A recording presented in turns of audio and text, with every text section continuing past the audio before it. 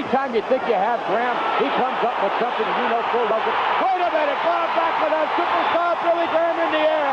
There may not be an escape for Graham. He's in the middle of the ring. Atomic knee drop down to the canvas. Backlund covers Graham. 1, 2, and 3.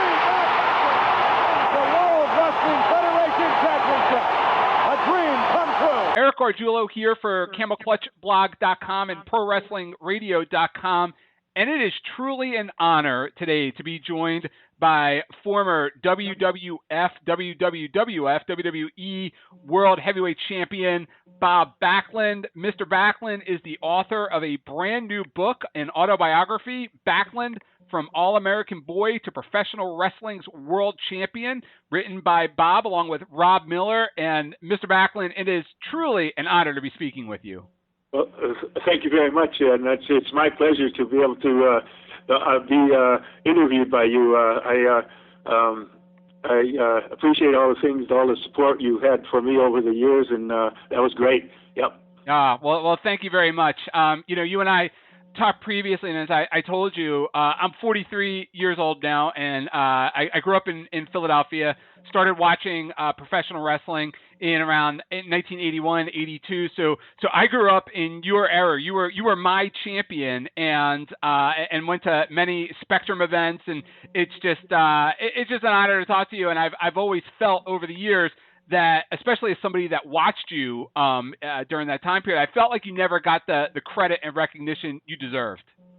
Oh, I don't know. I think I never really thought of myself as a hero or anything. I was just a kid from Minnesota, all-American boy type of person, and I was very always excited about getting into the ring and trying to do my best as far as entertaining people, and every day was a pleasure. But I never really thought about or worried about is this right or is it wrong? I just did it. Sure.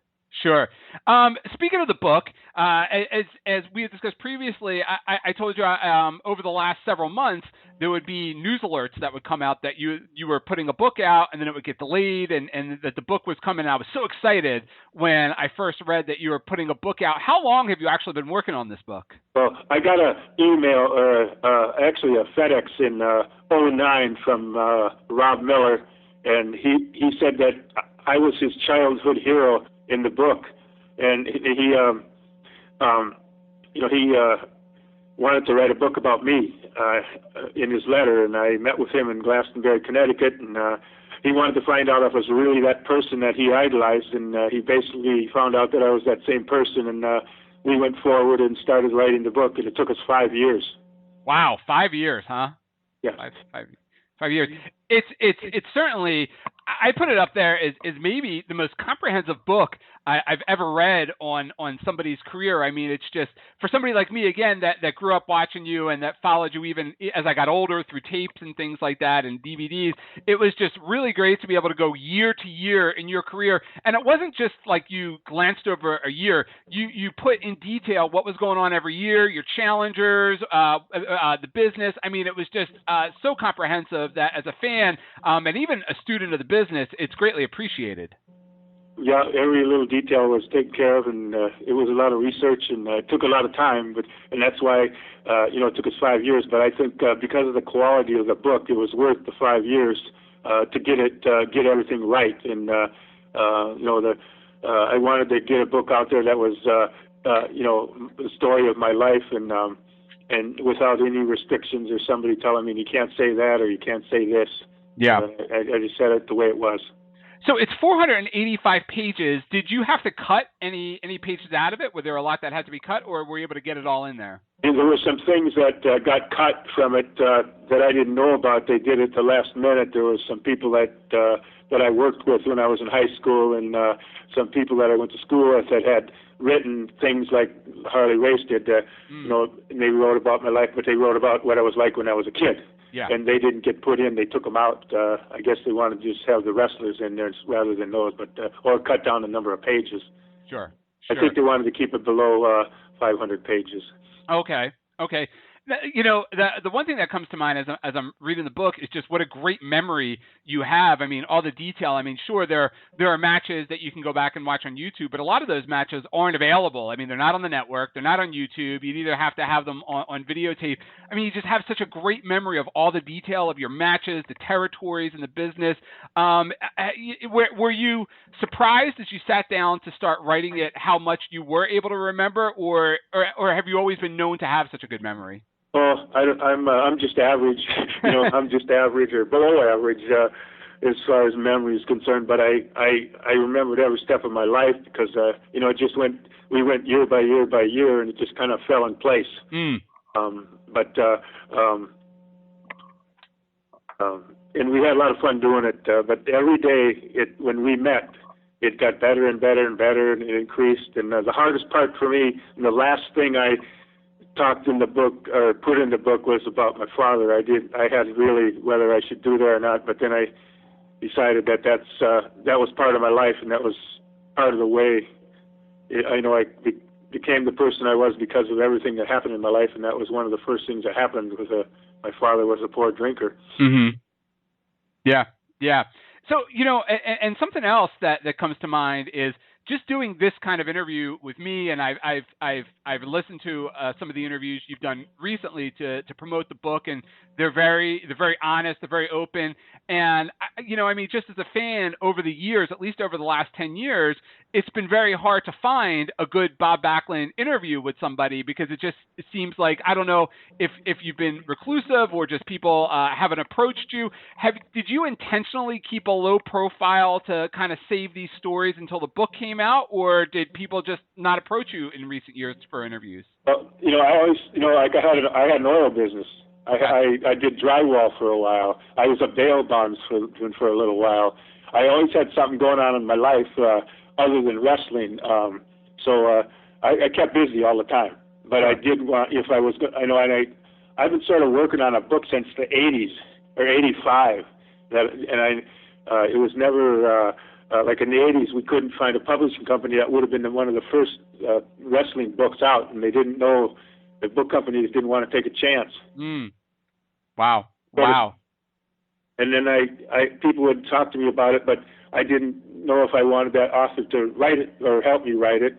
But Rob Miller I thought was the guy that should be writing. He had a book with him when the first time we met. It was about 4 inches thick, and it had every match that I ever was in that book. Oh my goodness! Wow. Wow. And then he said I was his childhood hero. Wouldn't you pick that guy to help you write a book? Absolutely, in a heartbeat. Yeah, he knows me better than I do. And as far as, especially over the last 10, 15 years, quote unquote shoot interviews have become popular, taking guys from your era and some of your other peers and interviewing them and talking about your career. I think the closest you ever came to one was when you sat down with Terry Funk and did one for about 2 hours where you guys just kind of talked randomly about different things. Did you purposely hold back not doing those shoot interviews, knowing that you wanted to save that stuff for the book, or just the opportunity never presented itself? No, absolutely. It wasn't doing those shoot interviews wasn't something that I was going to get involved with. Gotcha. Because most of them you never that you listen to, you wonder if it's true. You know. Absolutely. I said I'm going to do it, but I'm going to do it in my own way.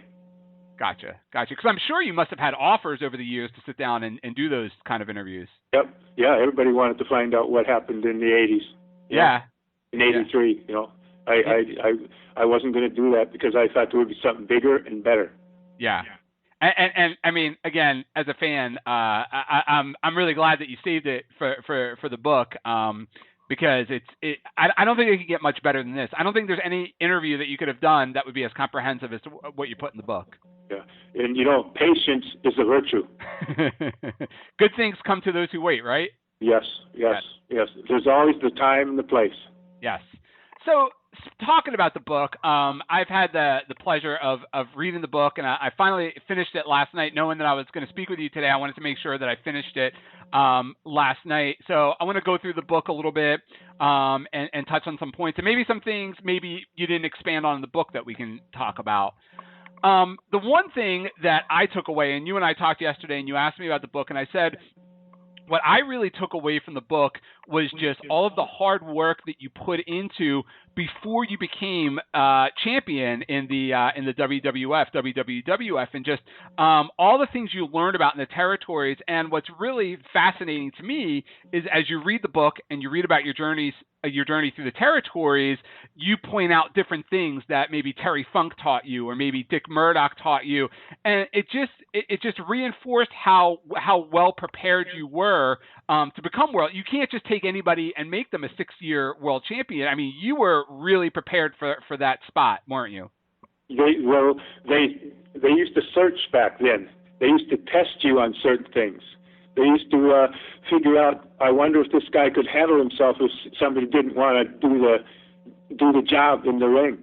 And they didn't want somebody to be able to get beat if they were over in Japan, wrestling, and some guy decided to take it away from him. Back then, they checked out to see if you were bad enough to be able to handle yourself in any situation in the ring with the belt around your waist. Yeah. There was integrity and honor and honesty was an important factor in the choice that they were making pre-1983. Yeah. But I got checked out when I first got in the business. I got paid $5, and that was a test to see how bad I wanted to get into the business. And it was pretty depressing because I was down in Baton Rouge, Louisiana, about 1,200 miles away from my house. I got paid $5, and I canceled my reservation at the Sheraton. Yeah, I remember reading that. I was like, wow. And I ended up sleeping in the trunk of my car that night in a church parking lot. Woke up the next day and went to a grocery store and bought some tuna fish in a can opener and ate tuna fish with my fingers out of the can.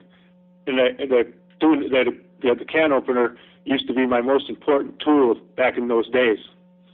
But it was all a test to see how bad I wanted to get in the business and how bad I wanted to succeed. They wanted me to go home. They wanted me to go back to Minnesota and forget about it because it was too tough. But I wasn't going to give up on anything. Wow. And just the amount of just the amount of chances and just breaks and opportunities that you had throughout your career. I mean, beginning with Terry Funk, when Terry Funk took you to Amarillo, and he taught you the psychology of getting the other guy over, and that psychology that you learned early in your career, you took with you when you became world champion. And I think, when I read how you describe it in the book, and then think back to watching you as a kid, and then watch some of your matches on YouTube, I mean, you were taking that advice that you got in the early 70s, the early part of your career, and you were using it throughout your run as world champion. Yes, I did. And I thought I was taught by some of the best, or the best. You couldn't get somebody better than Terry Funk, Dory Funk, Harley Race. Those people had a lot of experience in the business, and they knew how to do angles, and they knew how to work things. And I always wanted to. And when I was wrestling as champion, I thought, jeepers, if I could just get my hand up in the air, I might win the match, but let my opponent win the war, because he's going to help draw money on the next card if he has a better, doesn't lose all his heat in the match. Yeah. And beat him up, body slam him, throw him around, put him in the chicken wing, and then stand up and get my hand up in there, and they're laying down on the floor. It's complete opposite.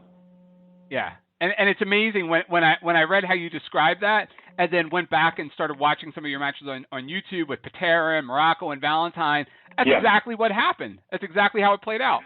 Yeah, and that, and therefore, a lot of my opponents had better careers before I wrestled them than after, or better careers after than before. And it was a much different formula than your predecessor, Bruno Sammartino, who would run through the guys. They'd have their 1 to 3 match series, and then those guys would cycle out of the territory, whereas your opponents would stay in the territory. Yeah, they would stay in the territory. And Bruno Sammartino was the greatest champion ever in the wrestling business. As far as I'm concerned, I have so much respect for him. But he was a tough-looking animal in the ring, and that fit him very much. Where he would destroy his opponent and just get his hand up in the air, and the opponent would be laying there, almost getting carried out of the ring. But it doesn't. His career is almost over in the territory when that happens. Yeah. But I'm not saying Bruno Sammartino was doing something wrong, but he was doing the right thing for his character or what he was. Sure. And and he was the main draw at that time. Yep. Where I shared some of that with my opponents. Yep. And and speaking of chances, it's amazing, and you point this out in your book.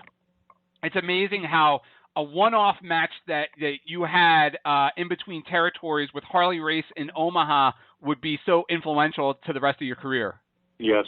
Oh, yeah. And that was, I was going back to Princeton, Minnesota. Our daughter was going to be born, and we wanted to be born in Minnesota. So I was, Vern Gagne was kind enough to let me go and have a few matches around the territory before I went out to the WWE. That was one of the highlight matches of my career. I had a big match in my hometown too. I was going to wrestle Mad Dog Vachon in Princeton, Minnesota, and he was really a big draw out there, and it was amazing because he went through the match and he didn't think about his career. I won the match in Princeton, Minnesota when I was just a young kid in the business, and I have goosebumps right now because of what he did for me, because he was the man as far as the bad guys in the WWE or the AWA. Yeah. And you talk in your book about how, as in the territories, as you would go from territory to territory, some of the promoters would have you working out with guys that fans off the street or somebody that wanted to break into the business. And you had a much different philosophy than some of the other stories I've heard. I've heard of guys like Ole and Gene Anderson who would just beat the daylights out of somebody, like hurt them real bad, where you would just kind of stretch them a little bit, but you really weren't out to hurt anybody. What is that line for you? Like, did you ever get to the point where you would see your peers in that position where they would go a little too far with somebody? Well, the goal was to send them to the hospital. Okay. The goal was in Tampa, Florida, they would work out at the Sportatorium, and they'd be in the ring, and they would want the ambulance to come down and take that person to the hospital that was trying to get in the business. That was the goal. And because every time the siren would be on, would coming down there, and all the people that lived in that area say, another one down. But I wasn't that type of person. I would take them in the Sportatorium down in Tampa, Florida, and we'd go and we'd be doing squats, we'd be doing push-ups, we'd be doing neck bridges, we'd be doing this and that, and I'd do that for about an hour and a half, and I'd say, come back tomorrow at 6 o'clock in the morning. And nobody ever showed up. Only two people, Paul Orndorff, and Brian Blair. Wow, okay. So I didn't realize that you worked out with Orndorff and Blair. Yeah, and they, but you want to find out how bad, and they gotta want to be in the business pretty bad. A lot of people do it just to think they can do it because it's easy, but and I would tell the people we'll probably be working outside like this for about a year before we ever get into the ring, because you're in such bad shape. And I wasn't mean to them, but I was rough with them. Yeah. And I made them realize that they don't have a place in this business if they weren't prepared. Yeah, and I think that's the difference is, as you explained it in your book, you were rough and you were tough, but you weren't malicious, where some of your peers were malicious with those kind of people. Yeah, they would give, but I knew how to hurt people too, but I knew how to hurt somebody in a way where it didn't have to go to the hospital. Yeah. And in your book, going through your book, you chronicle a match in 1976 that you had with Terry Funk. And in the book, you said it was at that point where you felt that you made it. You were finally the professional wrestler that you wanted to be. Can you talk a little bit about that? Terry Funk, Terry Funk was one of the little bit of a foundation in the business, because I don't know if you remember, and I don't know if this is the one you're talking about, but I was in. Terry Funk came to Louisiana to have some matches. He met me there. Okay. And then Terry Funk, a few months later, called the promoter of Tri-City Wrestling, and he asked him if there was two guys that could come over. I want Dick Murdoch, and I want somebody that we can take on TV and beat up. Gotcha. And they sent me, myself, and Bill Ash there. I rode with Bill Ash from Louisiana to Amarillo, Texas, and we got there, and I was supposed to wrestle Dick Murdoch, and he was going to wrestle Terry Funk, and they were going to smash us up. Terry Funk saw me there, and he remembered from before, and he went in and talked to everybody. It took a little while, and finally they called me aside, and they changed it. Terry Funk's going to wrestle Bob Backlund, and Dick Murdoch is going to wrestle Bill Ash. But I'm going through with Terry Funk on TV.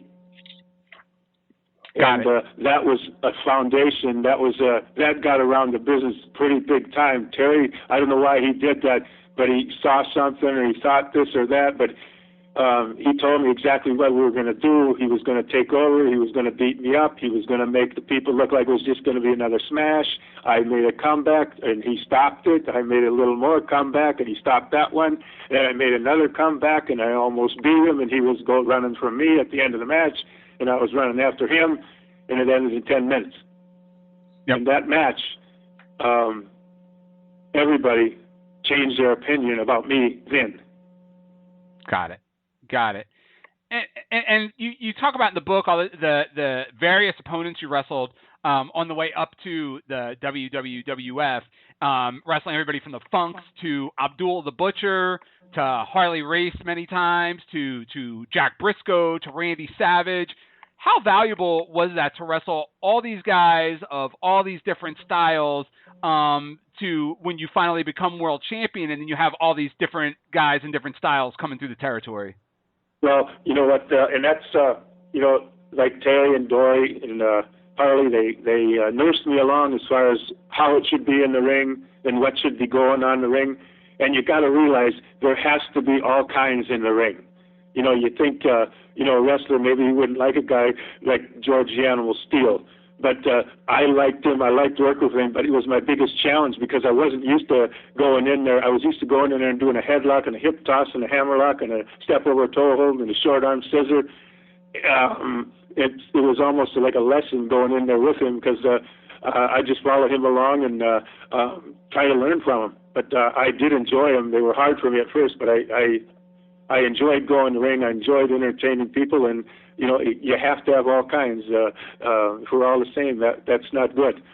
And yeah. A variety of different characters was excellent because, like say in the WWF, I was there all the time, but those guys were coming in, and each character was a little bit different, so my matches were all a little bit different. If I would have wrestled the same kind of match all the time, I would have probably got boring to the people. And Bruno Sammartino was the one person that said to me, when you wrestle somebody, try to wrestle their style, not necessarily yours. I wanted to ask you about that later in the interview, but since you brought it up, I'll ask you now. I've interviewed Bruno probably a dozen times over the years, and one of the guys he was critical of was Ric Flair. And in Bruno's opinion, Ric Flair had one match, and Flair was going to different places, but he wasn't there from month to month and sometimes, just a couple of weeks apart. And Bruno was saying for people like himself or even yourself, you guys couldn't do that. You had to diversify because you're going back to the same town the next month with the same guy, sometimes 3 matches. What are your thoughts on that? And you have wrestled Flair. You wrestled Flair twice, as you said in your book, and then later you wrestled him a little bit more. So what are your thoughts on that? The NWA champion does move around. But I never thought about it the way Bruno's thinking about it. I had a job to do. I thought I was in the best position in the world as far as the wrestling business is concerned. There's more people after that championship than any other championship there ever was. And the attendance was very super, and we were drawing, Bruno Sammartino was drawing sellouts all over, and I was doing pretty good, and I was just happy being where I was. I wouldn't want to take my shoes off and walk into anybody else's territory for any money in the world, because I had a boss that was so honest, and he came like a dad to me. Everything he said, everything he did, he explained it all to me. I knew exactly where I was going, and I knew what I had to do to get where he wanted to take us. And I want to talk about that, but closing out and just talking about going to the different territories and working with the different guys as you came up and how much it really helped you. How much do you think it hinders guys today? Like they have guys in the WWE today that they're trying to groom to be champion, but they're just not. I guess getting over with the audience. What do you think the impact is like today of not having those territories to go and learn from? Vince McMahon Sr. used those other territories as training grounds. Yeah. That was his. They were there. He tried to hold that together and keep everybody happy and this and that and do business with them a little bit here and there. He was in St. Louis, Missouri a lot. And that's where all the NWA stuff was going on. And he saw it as a place where I can have a constant flow of new guys coming in that were trained by the best. He loved Harley Race. He loved the Flunks. And he knew they were going to make them go through the steps and maybe training them right. And he used them as a training grounds for his territory.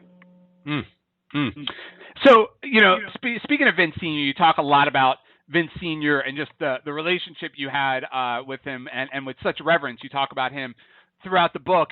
And what's interesting, what I learned, and I never knew this before, is I kind of learned about the deep roots of loyalty between you and Vince and why Vince was so loyal to you, in that you were in the running to become NWA World Champion, and by him picking you out to become his World Champion in the very near future, that took you out of the running. So it was almost as if, I think it was Harley Race or Terry Funk, one of them said it, that Vince Sr. had such a deep sense of loyalty to you because, he took you away from that opportunity for his opportunity. So it really helped explain the relationship between you and Vince Sr. Yeah, it does, and then it does. I think it helps explain the respect the other territories had for Vince McMahon Sr. Yeah. He came down there. The vote was tied. Brisco, Harley Race, and myself. It was tied. Vince Sr. voted for Harley and took me back to New York. And and I didn't know all this stuff was going on. I didn't even know they were considering me as to be the NWA champion at the time. Wow. And then I was just sitting back. I was just doing my work. I didn't know any of that stuff was going on at all. I wasn't privy to that until we started writing the book and interviewed Harley. And then we interviewed Harley first, and then we interviewed Terry Funk later, and their discourse almost mirrored each other. Yeah, absolutely. The same line and same words and the same event happened, and that I think that's important in the business because it's a business, it's a work, and you get to wonder. I wonder how much of this discourses work. Yeah. But they were separate. They were interviewed separately, and it was about a year in between times. But that was amazing that they were almost the same interview. Yeah. One of the big takeaways that I had in the book, and this comes off of exactly what you're talking about, is just the inspirational story. And it's not just pro wrestling, but it's just your inspirational story in that just through hard work, through respect, and through a lot of learning and seizing all the opportunities you had, you became a success. You became the world champion, and you became a successful world champion for close to 6 years. And what's amazing to me is you hear all these stories throughout the years and other shoot interviews about this guy trying to politically maneuver himself here or trying to get politically involved there. But you, at least from the book that I read, you stayed completely out of the politics. You just did your work. You learned. You were respectful. And through that hard work, you became a success. And I think that's very inspirational. Yeah, well, you know what? If I would have been involved with the government or the political things going on in the business, I would have known about Harley Race and Terry and about St. Louis, and I would have been right in the thick of that. But I said hello. The promoters always came to me and told me stuff. I never went to them and tried to talk them into doing something. And the other guys were doing that, but I didn't get involved with that. And I was doing some other things. I was going to hospitals in Amarillo, Texas. I was going to high schools and working out with the wrestling team just to help the kids out. And I probably went to over 200 hospitals over the years, and I didn't bring a camera with me. And I went to a lot of high schools to help out kids in amateur wrestling because I thought I wanted kids to get into wrestling because of what wrestling did for me as a young person. Yeah. But I never got into the political stuff. But I in the end, hard work will get you more than trying to play a game. And what's funny about that, ironic, I guess would be a better word, about you not getting politically involved is even when you came up to the WWF, you write in your book that your first day at the tapings, you didn't really know anybody there. And Captain Lou was the first one to come over and say hello. And yet you had all these rumblings behind the scenes, or rumors anyway, of guys trying to get in Vince's ear and talk him out of putting the belt on you. I mean, superstar Billy Graham has admitted himself in interviews that he went to him and did that. And it's interesting because you heard through the grapevine those rumors, but yet you stayed out of it. You really weren't politically connected in that way, and yet it paid off. Yet you had your run as champion, and you were a success, and Vince kept his word to you. You know what? He knew that I wouldn't try to control him. Gotcha. He knew that I wouldn't try to get bigger than him. He knew that I wasn't going to have a group of people around me and organize. Mm. He knew how much I loved him, and I believe that returned. Yeah. Yeah. So a guy I got over good with the people. Yep. So a guy that you got very close to, which I wouldn't have known until I read the book, was Roddy Piper, who wrote your foreword. And one thing I do remember hearing Piper talk about at some point in one of the many interviews that he did over the years was when he came in to the WWF for the first time in 1979. The plan was for him to come in and challenge you for the championship. Do you have any thoughts on that, or did you know that he was coming in to challenge you for the title? No, I didn't. I hadn't a clue. But you know what? I never was around Mr. Piper very much, and he wasn't around me much. But we had a match in California at the Olympic Theater, and I'd been over in Japan. I've been in Honolulu, and I was in New York, and I was in Philadelphia. I was on a road trip for a long time, and they wanted me to go an hour with him. Mm. And they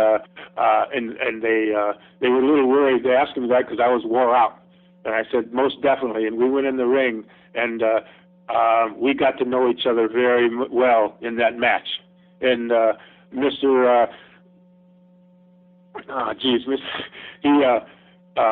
Rowdy really, I'm getting choked up because his interview about that match made my heart feel so good that.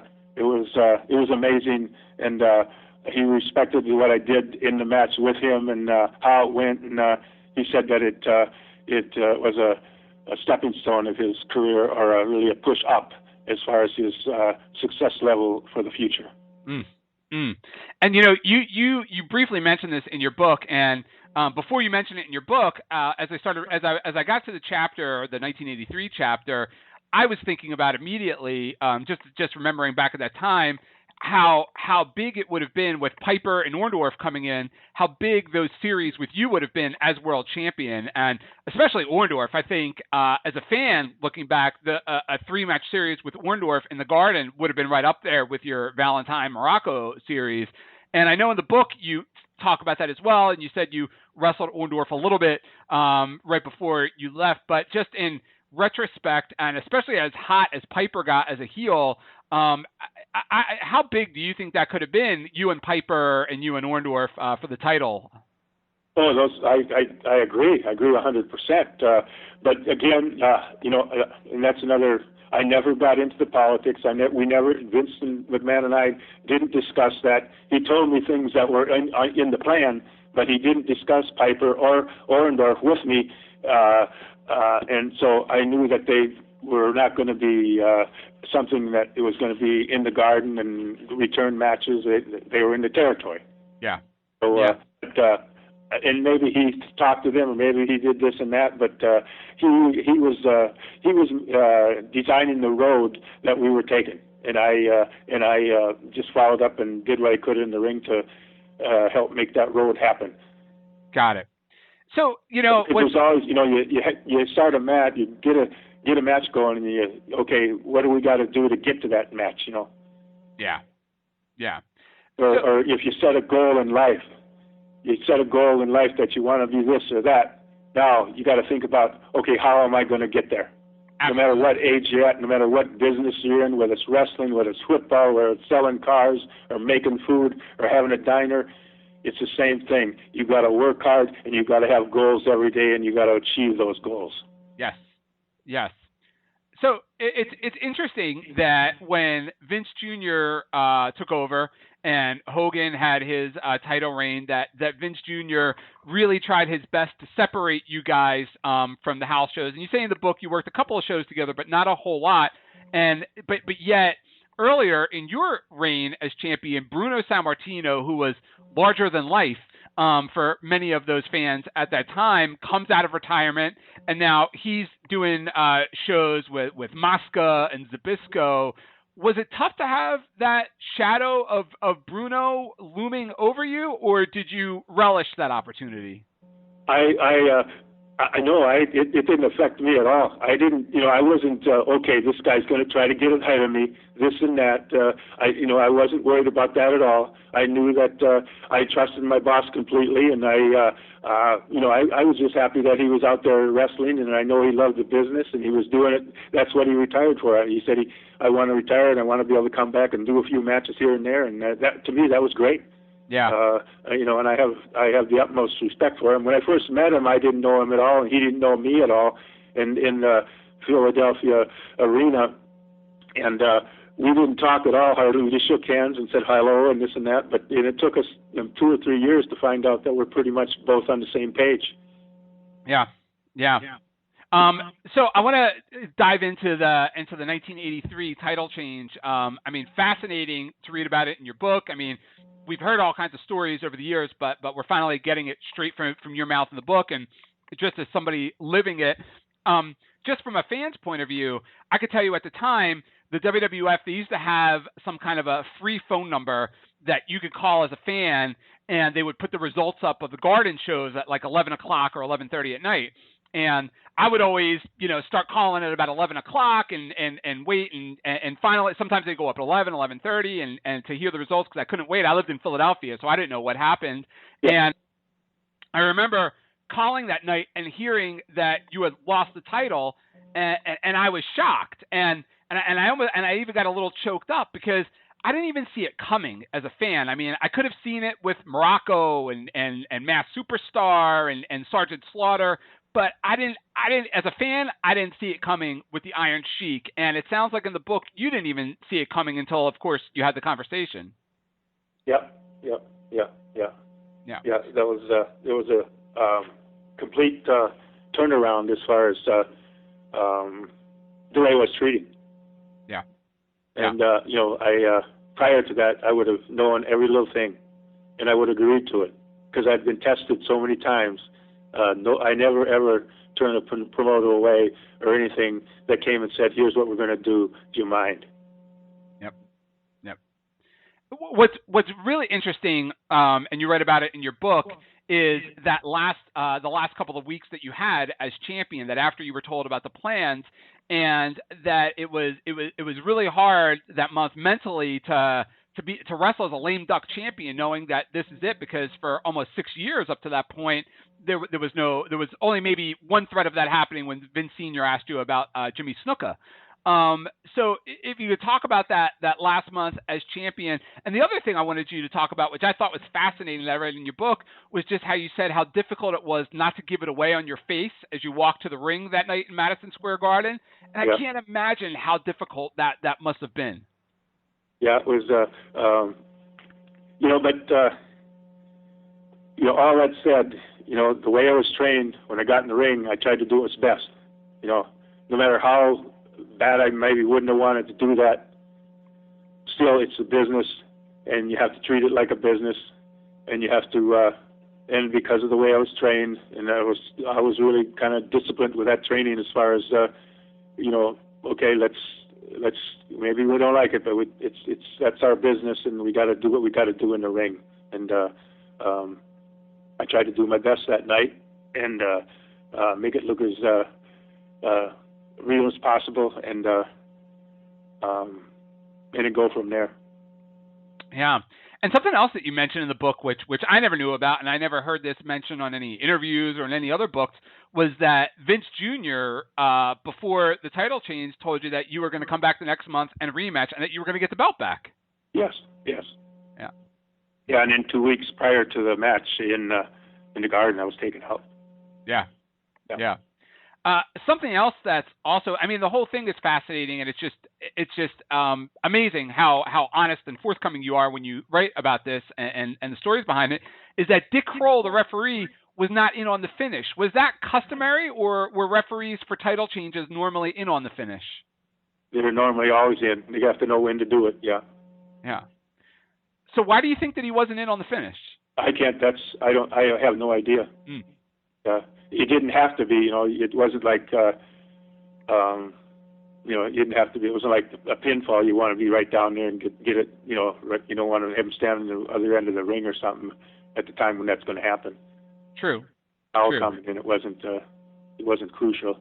But, and I didn't hear that, but I couldn't say for sure that was true. Oh, okay. And, something else I wanted to ask you about that I've heard rumored about at the time, and I think somebody had talked about it on the interview, it might have even been Morocco, is that Morocco was actually considered to be transitional champion over Iron Sheik. Had you heard that? And if not, what were your thoughts? What are your thoughts? Do you think Morocco would have been a better transitional champion? Did he earn it maybe a little more than Sheik, or what are your thoughts? Well, the Sheik was the next guy in line. You know what I'm saying by that? Yeah. He was the next guy in line, and that was why. Gotcha. He was just the next guy. He was in the territory. He just came in, and that was going to be the next guy to get the title match. Gotcha. Morocco would have been great. Yeah. But, look at how good it was for Hogan having this guy from Iran, and then the hero comes in and destroys him. Yeah, especially in 1984.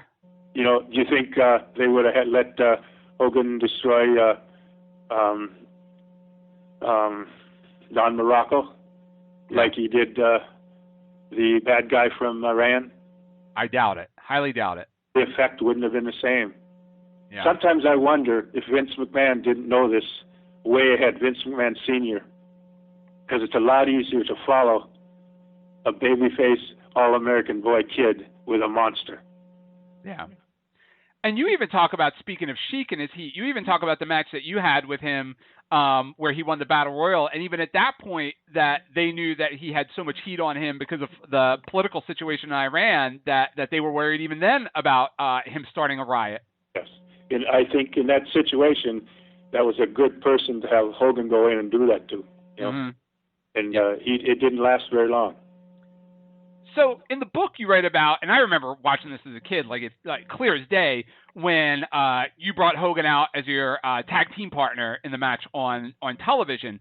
And in the book you write about that it was a passing of the torch, the way that it was booked. At the time when it happened, did you realize that, or was that something that you realized in hindsight? At the time, I didn't. I just thought that Vince Jr. was on the same page as his father was, as far as values and things like that, and I trusted him completely. Mm. Yeah. And when he said something, in my heart, I believed it, just like his dad. And that was it. Yeah. Yeah. What was also amazing was here you are. the former champion at this point, who was the top, who was at the top of the territory for the last close to 6 years, and then after Hogan gets the belt, there's just no communication with you to the point where you come in and get your booking sheet and you're off the road for 3 weeks. I mean, that's just mind blowing. Yeah. Well, the All-American boy was gone when Vince Sr. passed away. Yeah. Now, I don't know if you want to get into it, but you mentioned this in the book, and you mentioned it on some interviews, and you talk about Hogan, and you actually were fairly complimentary to him as a wrestler in the book, and you talked about the match you had in Philly, where you took him for 29 minutes. I think you took him deep for 29 minutes or so, and he held his own. But you've said a couple of times that he should be fired for things he did outside of the ring. I mean, he was recently fired, and everybody knows the circumstances behind that. What do you mean about what he did outside the ring? Well, yeah, I said I would have fired him 30 years ago or whatever. Right. Yeah. Because when you're a champion, and you're telling kids not to do this and not to take this drug and not to take that drug, and I don't mind I don't hate him. I don't dislike him.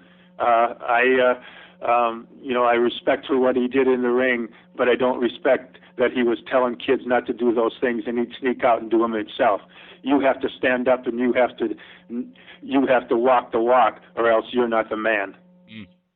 Yeah. If you don't walk the walk, that's to me, that's the most important thing as far as being a WWF champion, or any champion at all. You can't be lying to kids. Yep. And expecting them to not do it, and then you go out and do the same things that you're asking them to not to do. Yep. So, go ahead. I'm sorry. That's the reason. I don't dislike him. I didn't like what he was doing. Gotcha. So over the years, again, as a fan at the time, it just seemed really odd when all of a sudden here's Bob Backlund, the guy that I've been watching the main events for the last 2-3 years, and he's done. He's out of here, 6-7 months later without a whole lot of fanfare. And of course, there's been a lot of talk about Vince Jr. proposing the heel turn, and you talk a lot about it in your book. One of the things you don't say in your book, and I don't know if this is just urban legend and just not true, is there was a rumor that he, as part of the heel turn, he wanted you to paint your hair green. Is there any truth to that? No, I never. That's not.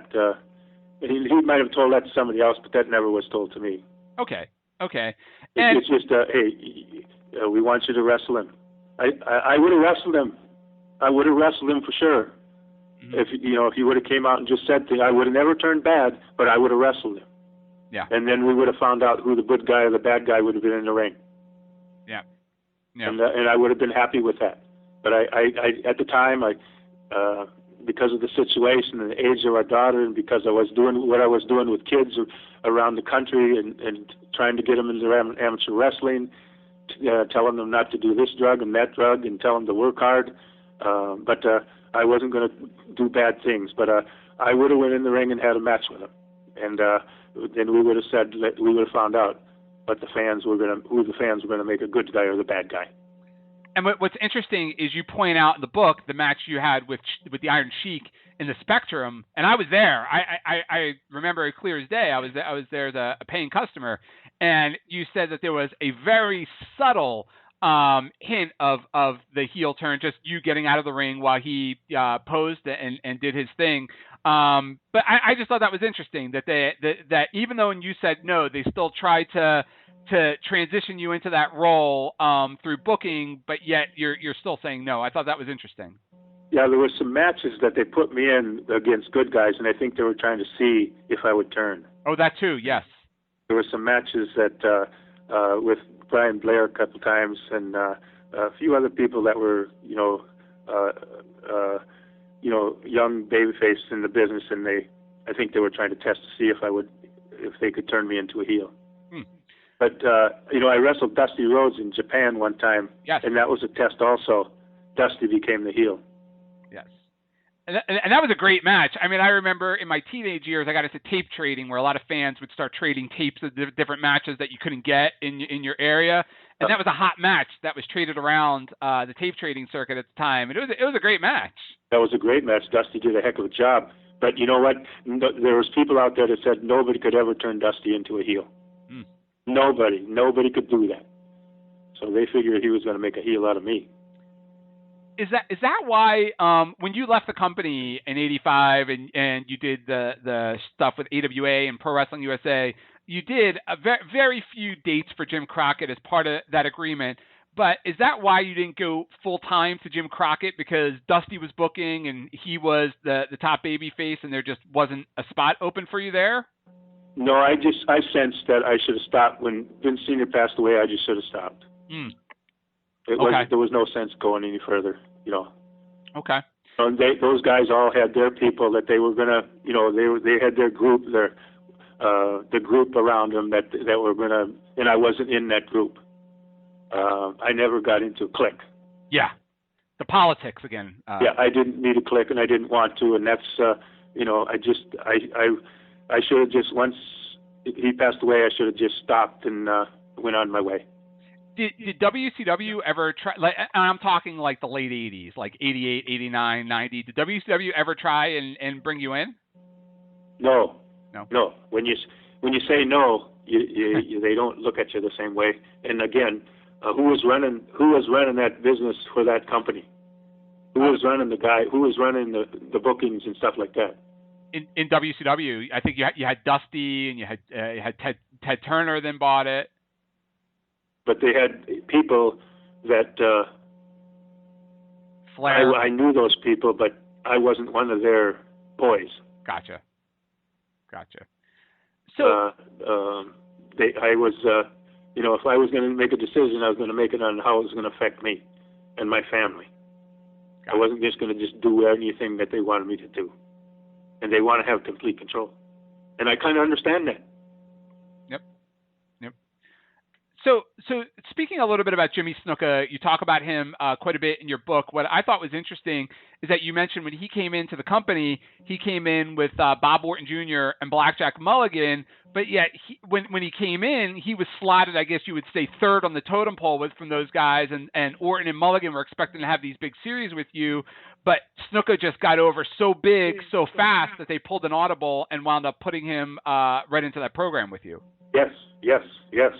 Yeah, it was amazing how he got over, and it was Mulligan was great, and you know they were all excited about him and having the big matches with Hogan or with Andre and myself, but Snuka kept getting over better and better, and I remember, you know, Vince thinking about the title for him, but then it got out, you know, how he was doing and what he was doing, and he decided not to do it because of that. And, yeah. He wouldn't have been a good representative for the WWF. Yeah, I read that in your book where you said that Vince Sr. asked you about your thoughts on Jimmy as champion, and you were very diplomatic in your response. So, you know, there's always been those rumors that there was consideration for Jimmy to be champion. So they really did think about it at one point, huh? I don't think they did. I think Vince Sr. had a conversation with me. Okay. Got it. He was getting my opinion, and I respected him for that. And I said in the ring, it's a great idea, you know. But out of the ring, I don't know. You have to think about that, Vince. Yeah. You know, something you bring up when you went to the WWF, even before you got the title when you first went in. You talk about in your book the difference in talent depth between where you were coming from, St. Louis and Georgia and the NWA, and what they had in the WWF at the time. And I think that speaks to your influence as a champion and kind of being a trendsetter, if you will, in the company, because they had to move in a different direction. They had to bring in guys that could work, that could work with you and have good matches like Adonis and Morocco and Valentine. And it's interesting. I never really thought about it as a fan before until I read in your book and you talk about the talent roster difference. And then all of a sudden you look at the talent roster in 1981, a couple of years later with you as champion, and it's a completely different place. Yeah, right. Yeah. And that's, it was a little bit about sharing the power for the champion. So something you talk about, you go into great detail in the book about the New Japan deal in 1979 with Inoki. And what I thought about when I was reading the story, and I was reading you chronicleize it in your book, I was reading and I was thinking to myself, Vince McMahon Sr. placed an enormous amount of trust with New Japan in that situation because, as you said in the book, anything could have happened after you gave Inoki the title. Why do you think he placed so much trust into New Japan? Well, we've been working together for a long, long time there, and everything was working out pretty well. Everything was going very well, and I think he was willing to let the rope out a little more, and but it was a kind of weird and a goofy situation, but in the end it worked out okay. And it was weird. Back now, everybody would know that in an instant. But back then, it took years for people to kind of find out what really went on in Japan. Yeah. Did you ever, during your time as champion, you wrestled so many greats on the way up in the territories, and specifically guys that come to mind are Terry Funk and Dick Murdoch. Were there ever any talk? Did you ever recommend to Vince Sr. You should try and bring these guys in for a series at Madison Square Garden with me? I didn't. Vince knew those guys very well. Mm-hmm. He was in St. Louis. He knew them very well, and I never really, that was up to him. I didn't go in and, he knew I loved working with him. He sent me all over the country to have matches with those guys, and True. He brought Harley and Terry. Maybe Terry didn't want to.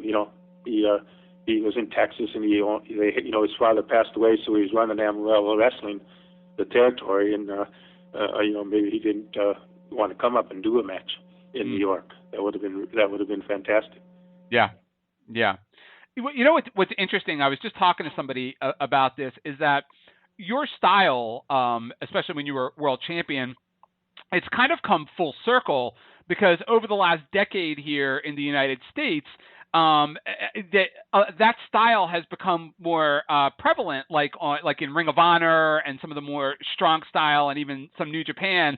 And I just think it's really interesting if you go back and you look at some of your matches, especially with like Adonis and Valentine and Morocco, and look at some of the wrestling today and some of these more strong style type promotions. I mean, it's right on par with what you were doing back then.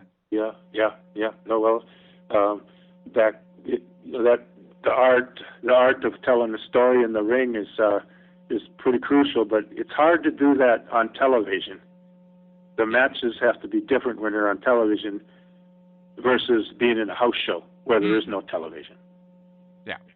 And the art of developing a match doesn't work as well on television as it does when you have a house show. Speaking of television, and something I picked up on when I started going back and watching some of your matches the last couple of days, was Gorilla Monsoon as a commentator and how pivotal he was to you, just the way that he put you over, the title over, and those matches over when he would do commentary on those Madison Square Garden bouts. What are your thoughts on Gorilla as a commentator? I didn't really watch too many of my matches, and I didn't hear the commentating very much, but Gorilla Monsoon, I know he was very supportive, and I heard him say one time in the dressing room that these awesome feats of strength that he's doing in the ring are unbelievable. So and he's a big, strong guy, and I know he was a big, he'd been around Bruno Sammartino for a long time, but he put me at a pretty high level as far as strength is concerned. I didn't look the part. I didn't look like a strong guy, but I guess you can't judge a book by the cover. Yeah. Something I want to ask you about, I know we don't have that much time left. Something I wanted to ask you about, you talk about briefly in your book, but I wanted to ask you a little more detail about it, was when you changed your look in the 80s and you went to the crew cut and the singlet. It's a pretty big deal for the world champion to change his look like that. And in the book, you say you wanted to do it, and you showed up and you did it, and nobody said anything to you. Did Vince Sr. or anybody have any issues with it, or that you just showed up and they were okay? Bobby's here, and that's his new look today. Yeah, no, I was wearing the same stuff I used when I was wrestling in college. Yeah. Yeah. Well, that was me. Yeah. No, but I just nobody said anything. Nobody. Yeah. Just yeah. Okay. And and speaking of television, one of the great scenes I remember as a kid was that scene on WWF television every Saturday that would close out the beginning titling of the show, would have all the kids in the ring. I have a disc with me, and every time I give a speech, I play that disc. It's the disc that they played when I was inducted in the Hall of Fame, and it has that in it, and that is very motivating and very energizing when you go out and give a speech to people. Yeah. Yeah. And that's my favorite tape of all times. Oh, it's great. It's great. How did that even come about? Like, because I mean, you would think that kids can't just charge into the ring. Like, how did that organically happen? But it just happened. I didn't, that was a surprise to me. Yeah, they just, the one kid got in, and then everybody flowed and followed him. Yeah. Wow. So, and then the ring collapsed a little bit that night. I mean, anybody that has any doubt about how over you were at the time, all they need to do is just go back and take a look at that scene. Yeah, no. Well, there's a lot of people that wanted to talk Vince out of it, and maybe that was Vince is the kind of guy that he'd probably just do the opposite than what people were trying to talk him out of doing. Yeah. It's funny because I went on the WWE Network and tried to look for some of your title matches as champion, and I searched for you on there, and there's only like one or two. I mean, there's only a handful of matches from that time period, yet all the other Bob Backlund results came back from the Mr. Backlund character and that second reign. And you and I talked about this on the phone a bit, and I've written about this on my site. Why do you think they haven't acknowledged your reign with the same kind of reverence that they do to Hogan? Your reign was longer than Hogan's, Bruno, and other guys in the past. Savage, who had the belt for, a year? I don't even think it was even a full year. I'm going to take a look at that. They might get over. Yeah. There were good matches, there were solid matches, and people could get into those. Yes. And it might catch them. It might get the people. They might be worried about that. I don't know. Yeah. But again, I was the guy that said no, so that might be the reason too. Yep. Something you read about in your book, and we'll start closing out here, was just how the Mr. Backlund character, the idea kind of popped in your head from Rush Limbaugh, of all people. Yeah, there's people that would like to get rid of him, and there's people that hate him real bad. And I thought that I think I built up a voluminous vocabulary so I could agitate the plebeians. And I realized that our society had changed a lot from the 80s to the 90s, and they didn't care about mom, dad, and apple pie. The good guys were lying, cheating, and swearing. And I asked Vince, let me be bad by being good. I want to make people responsible for their own actions. I'm going to start a policy that people have to recite the presidents of the United States to procure my signature. And I'm going to start a thing there. I don't want people throwing garbage out the window of their car and defacing our country any longer.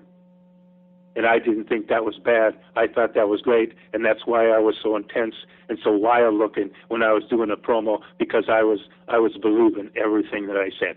Mm-hmm. Through looking back at all your challengers and the matches I watched as a kid and YouTube, for me as a fan, my favorites were the Morocco matches. I thought the Valentine matches, Adonis matches, Patera matches, all excellent. But as a fan, I just loved the Morocco matches. And in my opinion, I think they were the greatest series of WWE, WWF title matches ever held in Madison Square Garden. Do you think Morocco gets enough credit for what he did during that time period on his promos and in the ring? Yeah, well, you know what? You're absolutely right. He was a fantastic performer and a great entertainer and a great bad guy. And there's a lot of times in a few of those matches I didn't use my fist any at all. Wow. I didn't. And my goal was, how do I do less stuff like with your fists and stuff. I tried to do less rather than more. And so there's some of those matches where there were almost no, on my part, no comeback as far as hitting them. It was comebacks with moves and maneuvers, and and I really enjoyed them a lot. But I enjoyed every time I got into the ring. I don't care who my opponent was. I was excited to get up in the morning and go out there and drive to Syracuse, New York, or drive to Pennsylvania or Iowa or whatever it was going to be. I was always excited, and I was always ready to go in and work hard and enjoy my work. And final wrestling question, and then we'll get to some of the other projects that you have going on outside of wrestling. What happened at ECW when you had that deal at ECW and you came down and security came and escorted you away? What happened that night? Oh, just it wasn't much, you know. That was I had a couple people that were sitting in the front row, and I was in the back of the dressing room, and I asked the referee when would be a good time for me to go down and get those guys, because we were going to leave after this match. So I went up to I went up to the top of the building. It was kind of like in a theater where there was built up, and I started walking down the aisle to find those two people that I was going to pick up, and the people started. They got into it. They got into the character of Mr. Backlund, and they went wild. Wow. And then they came up, and I just walked out. They didn't do anything, but okay. I thought. And there was what they had after that match, the end of it, they were going to do something after that match. Mm-hmm. You know, they weren't going to leave. They had a finish that was going to be extended after the end of the match. Yeah. So they were still taken. And then I was told that would have been a good time to go down and get them and get out of there. And it wasn't, because they didn't tell me about it's going to be a pin, but then there's going to be some after match stuff going on in the ring that they're going to film. Got it. Yeah. Got it. Yeah. So, if you could talk briefly about Backlund Energy, what's Backlund Energy, and where can people find out more information on Backlund Energy? Well, BacklundEnergy.com is my website. Yep. And that's where people can go to purchase a book, or I used to have a gym in a box, but I don't market that anymore. But that's where people can go to get a Backlund book. And I used to have an oil business, and it was called Backlund Energy. But now I just call it BacklundEnergy.com because I have energy. Got it. And I just kept the same LLC. And people can go there. Website, and people can go there and buy your book, right? Pardon me? And people can go there and buy your book, correct? Yes. Yeah. BacklundEnergy.com, and then I sign it for them, and I ship it to them. That's excellent. Yeah. And you and I were talking briefly before we started recording here. You have a 67 Corvette that fans could have the opportunity to own. Yeah, you know what? I started working on it, and it's all redone right now. It's just, but I was going to play with the car when I got older and we stopped working. But I love the book so much. I'm going to be staying on the road and doing book signings and giving motivational speeches, and I don't have time to work the car, so I put it on the market, and I know you have a lot of fans coming on the website, and I hope we can maybe find one that might want to buy it sometime or another. I've owned it since 1974, and I bought it from a wrestler named Mike Graham in Tampa, Florida, in that year. Yeah. I hope so too. I hope. I think it's great, and hopefully a lucky fan can own it. Yeah. Well, you know what? They can. We're going to have an avenue on your website where people can find me or the person that's helping me market it. Yep. And I'm excited about it. I hope there's somebody out there that would like to have a car that's been owned by two different pretty good wrestlers. Yeah, me too. Well, Mr. Backlund, I mean, it really is a true honor to speak with you today, especially for somebody that grew up watching you and enjoyed your book. I mean, this book was just fantastic, phenomenal. I can't say enough good things about it, and hopefully everybody out there that's listening to this interview has either already purchased it or will purchase it, especially with the holidays coming up. Got to do another interview because we missed, to me, the most important part of the book. Absolutely. I learned something about peer pressure when I was in 8th grade, and it saved my life. I learned something about never giving up in 8th grade. I learned something about hard work paying off in 10th grade. I learned something in 10th grade that in 11th grade that if your mind's right, you're not going anyplace. And I think we should talk about that sometime because that's what can, young people can read this book and see that I had a foundation from those things to get into the WWE and climb the ladder of success in the WWF. I would love to. I have a whole 2 pages left of questions to ask you. So I would love to schedule another interview and really dig deep into what made you the man that you became and that you are today. One of the reasons why we wrote this book, or I wanted to write this book, was in 1985, I was out of the business, and I couldn't think of anything but the past because I couldn't think, how can I do anything in my life after being the WWF champion for 6 years? Mm-hmm. I was struggling. I wasn't down. I was working out hard. I was eating well. I was healthy, but I was just thinking about the past more than the future. I read a book, and I studied a book for 2 years. It was called Think and Grow Rich by Napoleon Hill. It pulled me out of that. It made me start thinking about the future. And right now, my future is better than my past ever was, is because of that book. And I was hoping that these things in this book could help people in that type of situation in their lives also. Yeah, I mean, we could let's talk about it for a few minutes here, and then we could do another interview and schedule more time on it. But what's interesting is you talk about all the healthy things you've done through your life and through your career to keep you in the kind of shape that you were. But then mentally, you never prepared mentally for that come down after you left the wrestling business and how this book helped you. If you could just talk about that and how people can use that same tactic in their life today to maybe help bring them out of that mental block. Well, you know what? I was ready to go in the world, but I never had a situation where that's a once in a lifetime, sometimes not in a lifetime, but I had a thing where I thought, geez, how in the heck, what am I going to do? How am I going to do something that's going to top that? And this book got me in the right direction. It talked about, the future's where it's at and the past is over. We like our future past, but we keep on, the goals have to be for the future. And I'm hoping there's things in Backlund, the book, that will do that same thing for other young people and people of all age, but especially young people.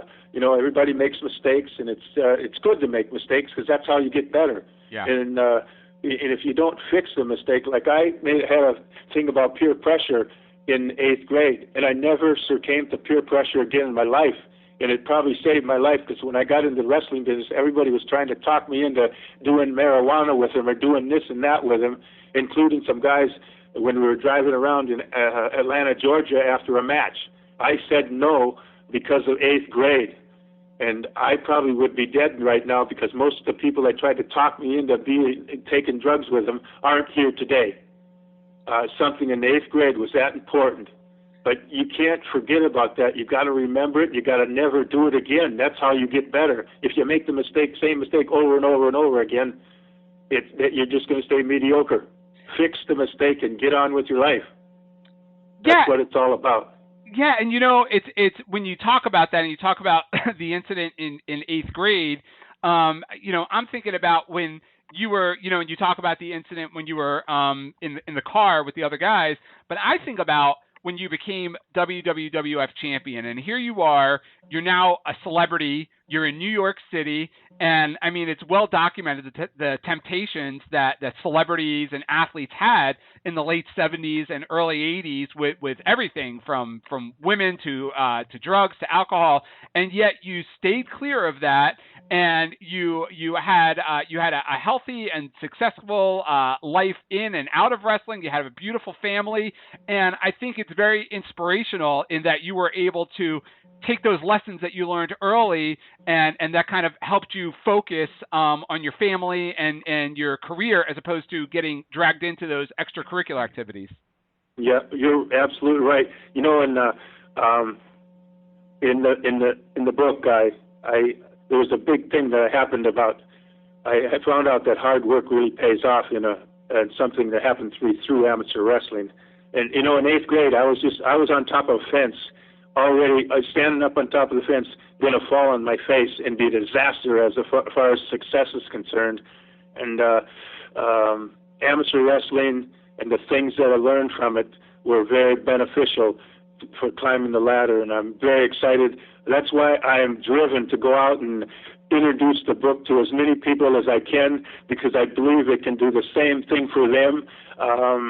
And you don't know how important that is to me, but my life right now is very exciting every day. I try to make it that way. I never give up, and I'm going to go out there and find as many people as I can and try to talk them into, doing the right things as far as success is concerned. Yeah, and finally, what was also really inspirational was just how you never lost sight of your family and the focus of your family. And you hear about all these stories from wrestlers from your time period, especially champions. Not to pick on Ric Flair, but Ric Flair says it himself. He's had multiple divorces and all kinds of things happening. Where he owed money to the government, and he was traveling and had those years as champion. And Hulk Hogan's obviously gone through his troubles, but the relationship you had with your family, and that was never more evident than reading the words that your daughter wrote about you in your book, because a child that doesn't love you and respect you the way that she did isn't going to write those words in the book. Those were words that came from the heart. And what was really interesting to me was how you mentioned in the book that no matter what time you got home when you came off the road, you woke your daughter up and played with her. And I think that's awesome, because you're not losing as much time with your daughter. Instead of having that time at 4 o'clock in the afternoon, you're having it at 11 o'clock at night. And I think that was very inspirational. It was 2 o'clock at night, and we'd go outside and play in the snow. 2 o'clock at night, yes. This relates back to Dick Murdoch. 1974 told me, don't ever get your family mixed up with the wrestling business. And I knew that he must have did that because there was something that he was very sad about. And I made a deal with my wife. You don't come and watch me wrestle, and I don't go watch you teach school. We celebrated our 41st anniversary last Saturday on Halloween. That's beautiful. And we said we got to make it to 61. That's beautiful. What's the secret? 40 years in a day and age of divorce. What's the secret? I believe in the words, till death do you part. And I believe that you should not walk away from your family and your children. I believe there's problems. I believe there's times when you feel you're going to go, but you stay with it, and you respect that decision you made when you said, till death do I part. Gotcha. Well, again, I want to thank you here today, and in addition to all the great wrestling content that's in your book, as you said, and as we started to talk about here, there are a lot of inspirational stories that you could take out of this book, whether you're a child, an adult, a wrestling fan, not even a wrestling fan.